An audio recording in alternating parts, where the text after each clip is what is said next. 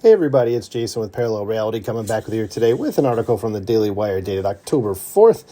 And it says, we watched Apple TV's canceled political drama. It's clear why they pulled it. And this is about the Jessica Chastain show called The Savant, which says right there, it says, The Savant is straight out of a progressive fever dream with no mention of who's actually committing political violence. And you guys got the wrong who's here, but whatever. I do it because Christian Toto, the writer of the article, is a good movie reviewer. I can talk. And I wanted to give this a shot. And I wasn't planning on watching this series anyway. I don't have Apple TV. In fact, I really don't have really any streaming service. So I just wanted to do this because I think it shows that they're still making TV shows that are heavily skewed to one particular point of view and talking about things that aren't really happening. It's like, and like it says, it was a fever dream, a progressive fever dream. So that's why I wanted to go into it. So it says, tongues are wagging over Apple TV Plus benching The Savant, a new series following hate crime specialists tracking evil white men. Because isn't that like the basis of every TV show that came out from like 2018 to like 2023 or 4? And it still is sort of a thing. Sorry, I got a little bit of a hiccup there. It says the Jessica Chastain vehicle was slated to debut on September 26th. Now, there's no new release date set. Why the dramatic move?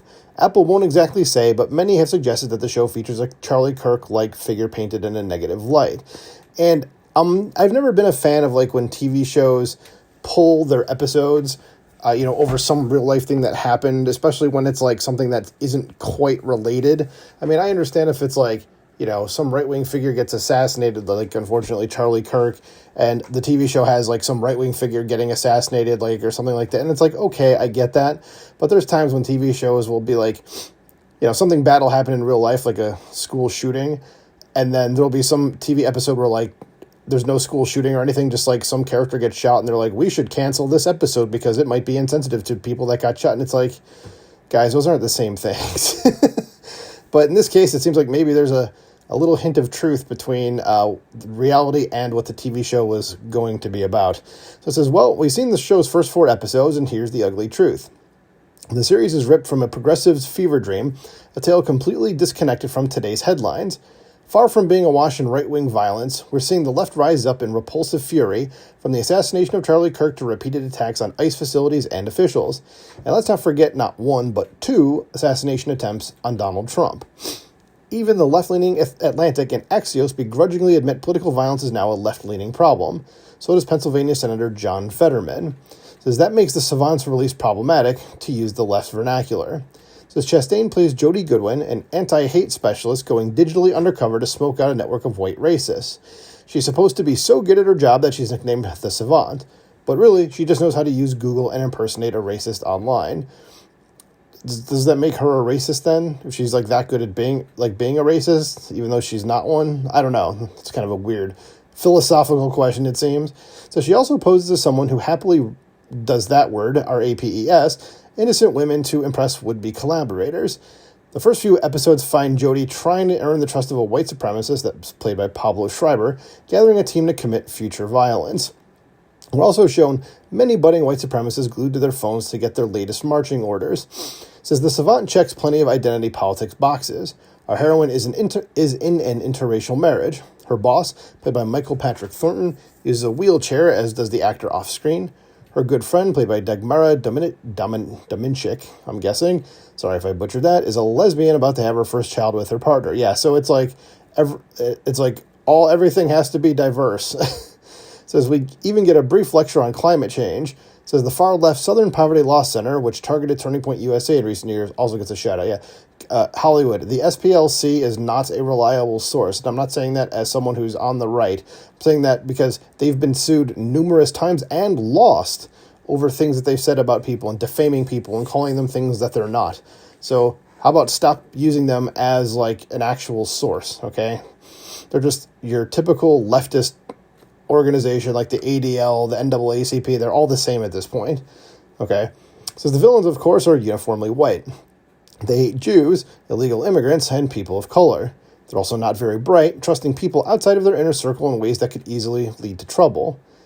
Jodie's choice of suspects is odd for someone trying to stop violent attacks across America. Has she read the news lately? Heck, you could write a whole season focusing on academia's radical, pro-Palestinian movement, or Antifa. Alas, the first 4 episodes of the 8-part series show nothing beyond evil white supremacists. What I would say to these people in Hollywood is, where are these folks? If these guys are such a problem, where are they? Okay, if white supremacy is such a problem like Joe Biden declared and his whole administration did, like, where are these folks? Why are they, like, literally nowhere to be seen? And now, they're out there. I fully believe they're out there.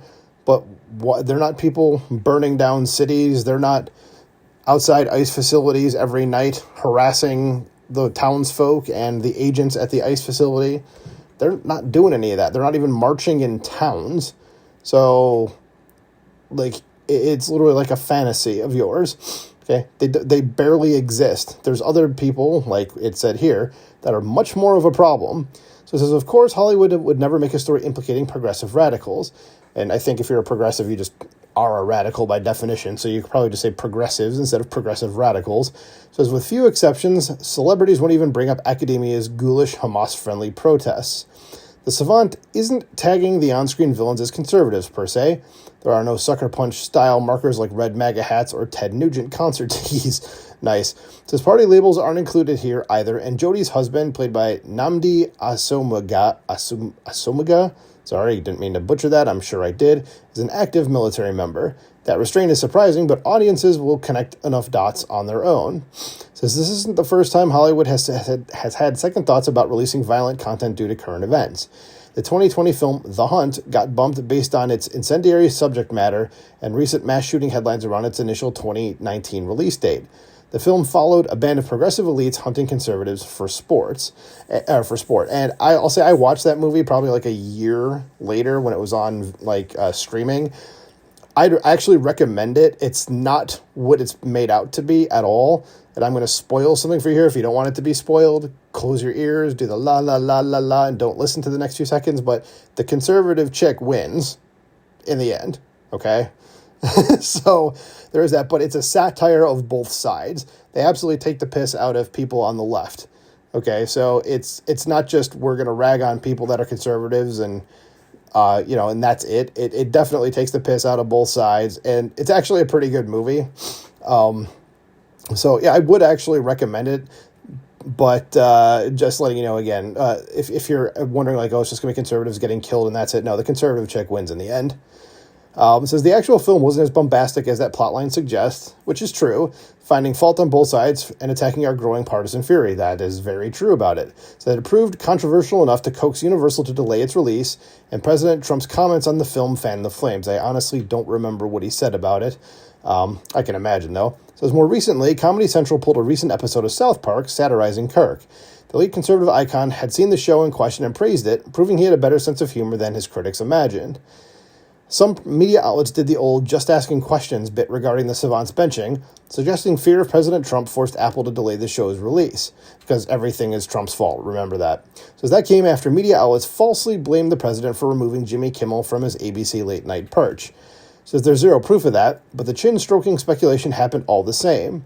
Here's Variety admitting it's making up the Trump connection in its opening paragraph. Says, in a shocking decision, Apple TV Plus has postponed the premiere of... is that actually the thing? I guess that must be... They don't have quotes around that, but it must be... Okay, yeah. So I guys, you got to do that a little better. Probably should be a colon here and parentheses around these paragraphs because this is actually from the Variety article. So let's try that again. It says, in a shocking decision, Apple TV Plus has postponed the premiere of the Jessica Chastain drama series The Savant, offering another chilling example of how business giants are running scared of the Trump administration and bowing to pressure before it even exists, emphasis added. The series had been scheduled to premiere on September 26th. So you have Variety just, like it says, just making shit up. It says maybe we need a series about serial media malfeasance that could be released on virtually any date these days and retain its relevance. Yeah, that actually would be a good idea. Someone could satirize the modern media sphere or something like that. But yeah, I just wanted to make this video just to point out like that this happened and this is why it was probably sidelined. I know it's already been out there probably at this point, but whatever. Just something to talk about. Let me know what you think about this in the comments below. Do you agree with Apple TV's decision to pull the series, or do you wish it could have been on so that you could, get views from reviewing this, what was probably going to be just an awful TV show. Let me know in those comments below. Please like, share, and subscribe, and I'll talk to you soon. Bye.